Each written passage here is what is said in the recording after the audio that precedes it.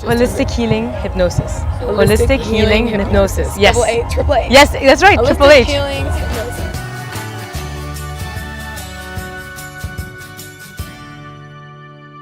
Hey Tribe, it's Stephanie Dixon and welcome to Green is the New Black TV. We are here at Wonderfruit. It is day 3. I've lost my voice, but we are still powering through. I'm joined here by Kartika Alexandra, who has a Triple H company, which is Holistic Healing Hypnosis. So, Kartika, tell us a little bit about your company and what it is that you do. I'm a hypnotherapist, and so I'm focused on bringing people into a happier state and a healthier state, using the power of the subconscious with a little bit of the conscious to bring up whatever issues we want to overcome and to overcome them and to be happier and healthier. With Green is the New Black, we're all about conscious living. So tell Yes. us a little bit more about the subconscious side. So kind of explain that a little bit more to us. Okay, so the subconscious part of you is a part of you that has logged everything that's ever happened to you. Most of the issues we have today come from some time in the past. So what we can do is use the subconscious to access wherever the issue is, to bring it up and to release whatever feelings are there.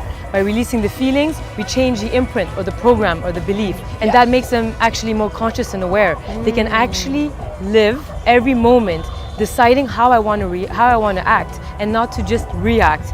Reactions come from the subconscious. So by working in the subconscious, getting rid of the feelings, we no longer react. We start to act, and that's a very big difference. You feel empowered. It's not necessarily having to convince yourself to be empowered or to be like, stop, I'm going to do this right. You just start to do it naturally. So it's rewiring. Correct. Absolutely, from the source almost. Correct. as well. And the gray So matter of the brain. fascinating. Yep. Yeah, interesting. So why did you get into this line of work in the beginning? What was there something that like sparked in you? Absolutely. I come from a very complex family, and I was the youngest of two sisters who are much older. I'd observe, why does my mother say this and my dad doesn't get that? Why does my sister do that and my mom doesn't get it? And why doesn't my mom do that? And I could see how this was impacting, just observing how we would change and morph in the cultures we were living. I grew up in Tokyo for 10 years, after being in Nairobi for 4 years, and we would change. So the things happening to us impacted the way we became. So how much of that is who I am? And I wanted to go deeper into it. So I went to do a degree in psychology, and I thought, this is just not deep enough. I didn't actually think or feel it was comprehensive enough. So I was going deeper and deeper into the subconscious, and that's where I ended up into hypnotherapy.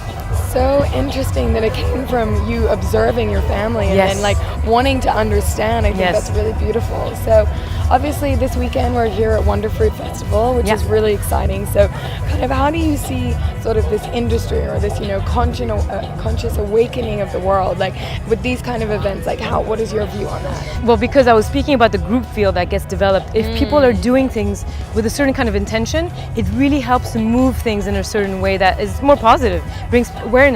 I still feel that if you want to have change on any level, you got to go into the individual. But the group field can help impact how the individual steps forward into time. So it really is important to have both the macro level, like these kinds of people coming together to just be in a happy space, relaxed space, and maybe discovering parts of themselves they wouldn't discover in other places. Yeah, so it's a really powerful space to be in. Absolutely, and I think it's so important that it starts with us. It all really does. Like everything starts with us, and then if we can come together as a collective like this, we can make real change happen. Exactly. And it's so exciting. So one of our favorite questions to ask is, what would Mother Nature say right now if she could speak?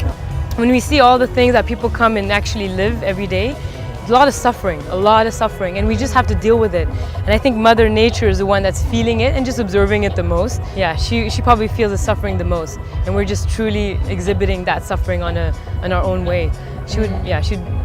I feel she'd be a little sad, but also detached and observant, because this is just the way it is today. Yeah.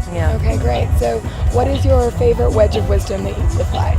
Let go of who you think you are so you can become who you should be.